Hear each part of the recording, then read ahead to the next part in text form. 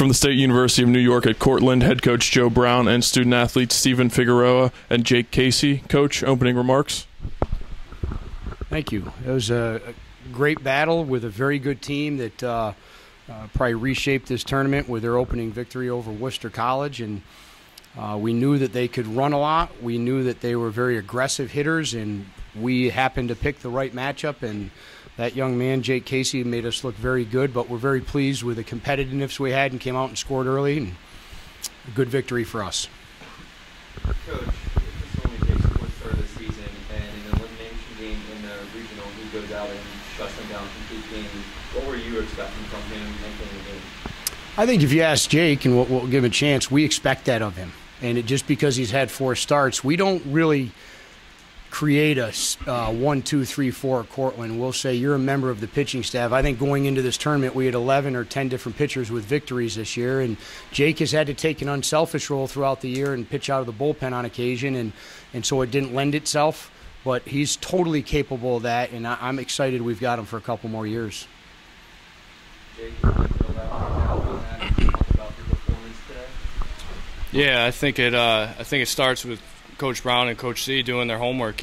Before the game, Coach C, said we got a good plan here, and my job was to go out and execute. And as a guy who pitches twice a week, maybe it's not hard for me to bring a lot of energy when I step on the mound, especially wearing this Cortland uniform. So it was good to be a part of, and I'm happy I got the opportunity.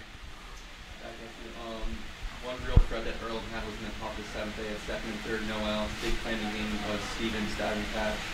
What was your reaction whenever you saw them hit that, and then whenever you saw Stevens catch it? Oh, it was awesome. I mean, off the bat, I thought it was foul. I thought it was down the line. And I see, Figs make a great play there, and just a lot of energy. That's a huge play in the game. That's a huge spot in the game. I knew going out in that inning it was 2, 3, 4 coming up, and I knew that was going to be my strongest inning. So for Figs to make that play and to get out of there with no runs was huge. As an offense, how important was it to get those 4 runs right off the bat for Jake? Good. You jump on the team early, and you give your team the momentum, and we gave Jake enough what he needed to get through the game. Yeah, I think that was very important today. I think we swung the bats pretty good yesterday. And to come out, and that young man was just pounding the zone, so we couldn't miss our pitches. And I thought we could have maybe had another run or two. And that pitcher really settled down. I give him a lot of credit for innings 2 through or 3 through to the 7th inning. He did a great job, and he kept his team in the baseball game, and that's what you're supposed to do. And so I tip my cap to the Earlham young man who did a good job of keeping his team there. Jake, you again. In the middle of the game, you retired 15 straight batters. Just talk about the flow that you were starting to feel during that time.